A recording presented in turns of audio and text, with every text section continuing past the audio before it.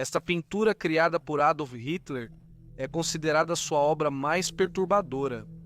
É uma pintura a óleo sem título, provavelmente criada entre 1910 e 1913, período formativo de Adolf Hitler, marcado por turbulência, raiva, amargura e desesperança. Ele raramente colocava qualquer uma dessas emoções em uma tela. Ele escondia seus verdadeiros sentimentos atrás de belas arquiteturas, horizontes bonitos e cenários coloridos. Mas por dentro havia um homem gradualmente dominado pela raiva e tornando-se mais sombrio. Essa mentalidade iniciou uma reação em cadeia que mudou a história, mas ele nunca expressou isso em sua arte. Sua obra já foi descrita e criticada de várias maneiras. Elas foram chamadas de rígidas, derivadas, sem originalidade, sem substância ou sabor, mas, na maioria das vezes, apenas entediantes. Mas é claro, você pode pensar que as pessoas simplesmente fazem essas críticas porque odeiam Hitler e não odeiam de fato sua arte. Em 2002, um crítico de arte moderna avaliou pinturas de Hitler sem saber quem era o autor. Ele terminou sua análise afirmando que, embora o artista fosse bastante bom do ponto de vista técnico, o estilo com que desenhava figuras humanas representava uma profunda falta de interesse pelas pessoas. Uma crítica interessante. O fato de ele não saber quem o criticava reforça que o trabalho de Hitler tinha dificuldade de se conectar com as pessoas. O tempo é o maior portador da verdade, e a história revelou que essas pinturas não eram nem um pouco honestas. Ele escreveu sobre sua raiva e expressou nos discursos, mas suas telas seguiam frias, calculadas e imóveis. Talvez tenha sido a única vez que vimos honestidade em sua obra. Cores escuras, homens sem expressão e corredores intermináveis fazem parecer a recepção do próprio inferno. É um ponto fora da curva em uma coleção de obras relativamente monótona. Voltaremos a essa pintura em breve, mas para entender por que ela se destaca, é preciso compreender também a relação de amor e ódio de Hitler com a arte. Ele tinha sentimentos complicados em relação a isso, para dizer o mínimo. No entanto, uma vez que entendemos esses sentimentos, também podemos começar a entender por que essa pintura é significativamente diferente das outras obras dele, e por que, de muitas maneiras, ela se destaca como um polegar machucado. Anos antes, em 1907, Hitler foi recusado pela Academia de Belas Artes de Viena. Um ano depois, foi rejeitado de novo. Nesse período, sua mãe morreu de câncer aos 47 anos e, em 1909, ele estava falido. Ele ficou em abrigos, parques e dormiu sob pontes. Mais tarde, ele afirmaria que isso durou apenas algumas semanas, mas quase todos os registros históricos mostram que isso aconteceu por meses. Ele continuava perseguindo seus sonhos artísticos, criando cartões postais pintados à mão e vendendo retratos ocasionais para sobreviver. Ele estava longe de se dar bem no mundo da arte, mas ainda assim se recusava a fazer qualquer tipo de trabalho braçal por causa de sua fixação em se tornar um artista de sucesso. Esse esforço foi inútil e, ao observar como ele reagiu à arte popular da época, percebe-se uma tendência. Anos após Hitler assumir o poder, muitos artistas passaram a responder a ele por meio de suas obras.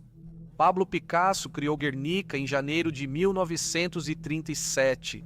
A obra foi uma reação ao bombardeio ocorrido em Guernica na Guerra Civil Espanhola. Nazistas e tropas italianas de Mussolini mataram centenas, talvez até 1.600 pessoas nesse ataque, em nome do líder fascista espanhol, General Franco. A obra de Picasso ganhou destaque mundial e o dinheiro da exposição foi para um fundo de ajuda à Espanha pelos danos da guerra. O artista alemão Heinz Kovics também participou dessa guerra. Expressionista alemão, criou obras antifascistas que zombavam e criticavam Hitler e outros líderes mundiais.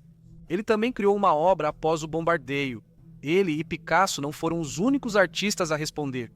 Criadores que faziam arte surrealista, expressionista e formas alternativas de arte estavam constantemente criticando Hitler, destacando seus crimes, zombando abertamente dele e transformando-o em uma caricatura.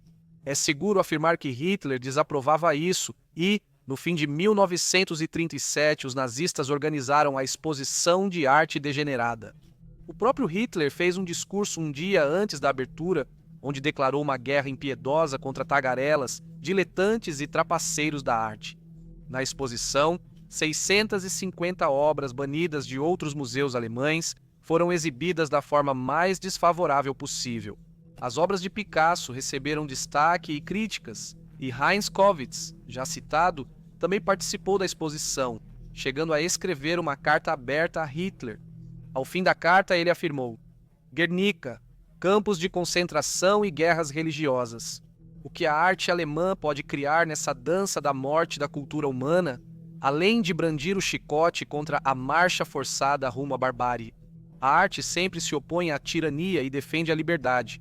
Morte, ódio e privação são valores centrais do fascismo. Mas a arte alemã nasce do povo, com o povo, para o povo e contra a coerção, o amadorismo caprichoso e os ditadores.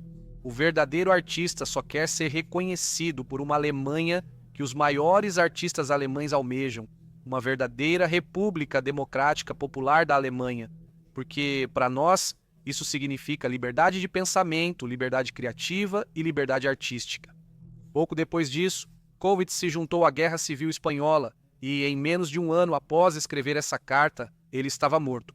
As circunstâncias exatas de sua morte permanecem incertas, mas ele definitivamente morreu defendendo aquilo em que acreditava, assim como fazia com sua arte. É desnecessário dizer que Hitler odiava tudo o que era vanguardista ou surrealista. Ele queria preservar a arte clássica e, acima de tudo, garantir que qualquer um que discordasse dele fosse totalmente reprimido. Ele os baniu dos museus, destruiu suas obras e enviou vários artistas para prisões ou campos de concentração, onde muitos morreram. Enquanto isso, ele promovia a arte que seguia a linha e sustentava os ideais nazistas. A paixão que ele antes perseguia se tornou uma arma para sua agenda, e agora ele punia cruelmente muitos artistas que tiveram sucesso onde ele fracassou. Apesar de odiar qualquer coisa que fosse surreal ou alternativa demais, Hitler ainda assim colecionava obras de arte que poderiam ser descritas como bastante sombrias.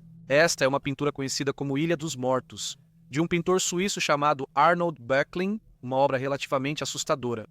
Muitos veem a pintura como alguém indo para o além, sendo difícil não sentir desespero ou morte ao observá-la.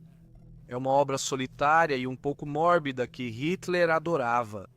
Havia várias versões dela, e a terceira foi comprada por Hitler, que a pendurou primeiro em sua casa de férias na Alemanha e depois em seu escritório, mostrando ser uma de suas obras favoritas.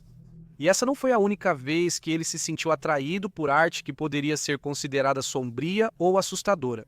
Um dos pintores favoritos de Hitler e um artista muito respeitado no movimento nazista era um homem chamado Caspar David Friedrich, que constantemente fazia pinturas que retratavam paisagens frias e solitárias. Quando ele pintava pessoas, elas quase sempre estavam sozinhas, olhando para a distância, encarando uma paisagem tão isolada quanto elas. Esse era o tipo de obra que Hitler apreciava: peças paradas, frias, isoladas e solitárias. Quando você olha para os artistas e pinturas favoritos dele, esses são os temas mais consistentes que aparecem.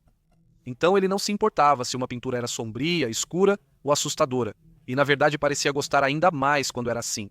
Mas o limite era qualquer coisa que fosse muito expressionista, surreal, vanguardista e, claro, qualquer coisa que mostrasse opiniões políticas que não se alinhavam perfeitamente com as dele. Havia uma linha tênue entre uma pintura que ele elogiaria e penduraria e outra que ele destruiria por considerá-la degenerada. Isso nos traz de volta aqui, a pintura mais sombria feita pelo próprio Hitler. Me pergunto o que o ditador acharia deste artista e desta pintura. Será que isso teria sido sombrio demais para ele ou apenas aceitável, como outras obras da coleção? Acho que nunca saberemos. O que sabemos é que ele nunca falou sobre essa pintura. Em entrevistas, ele às vezes mencionava suas atividades artísticas e citava algumas peças, mas nunca falou dessa. Claro, isso pode ser porque não era algo digno de nota para ele. Talvez ele simplesmente não tivesse orgulho algum desse trabalho quando se tratava dessa pintura, mas com o passar dos anos, ela se tornou uma das obras mais comentadas dele.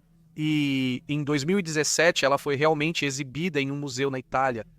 Logo depois disso, um homem tentou esfaquear a pintura com uma chave de fenda, mas acabou não conseguindo. O curador Vittorio Segarbi defendeu a inclusão da pintura na exposição, mas também a criticou dizendo: é uma pintura de um homem desesperado. Você não vê grandeza aqui, você só vê miséria. Não é a obra de um ditador, mas sim de um miserável. Revela uma alma profundamente melancólica. E é basicamente assim que você poderia descrever a maior parte da obra de Hitler.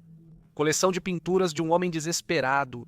Ao final, sua principal contribuição à arte foi usá-la como arma, censurar e destruir. Nunca foi aceito nesse mundo e, ao invés de encarar isso, tentou destruí-lo. Alguns artistas perseguidos por ele foram exilados, mortos ou desapareceram, mas ainda assim você pode dizer que Hitler falhou em sua missão, porque se ele tivesse conseguido o que queria, aquele estilo de arte expressionista e alternativa teria desaparecido completamente nas sombras. Mas, em vez disso, ela sobrevive. Alguns desses estilos hoje são mais populares do que nunca, algo que Hitler certamente odiaria. Eles conseguiram se expressar pela arte, algo que ele não fez. Precisamos ler fatos, números e ver documentários para aprender sobre esse homem, pois suas pinturas não revelam nada. Sua raiva, amargura e pensamentos sombrios transbordaram muito além da tela quando seus verdadeiros pensamentos e sentimentos vieram à tona, e suas pinturas começaram a envelhecer terrivelmente por causa disso. Uma coleção de obras que mais parecem uma máscara. Numa linha do tempo alternativa, ele se expressou por sua arte, tornou-se um pintor de sucesso e o mundo poderia ser totalmente diferente. Mas não estamos nessa linha do tempo, estamos nesta aqui. Em vez de uma carreira com pinturas sinceras refletindo o estado do artista, tivemos só um raro momento de honestidade, o que não foi suficiente.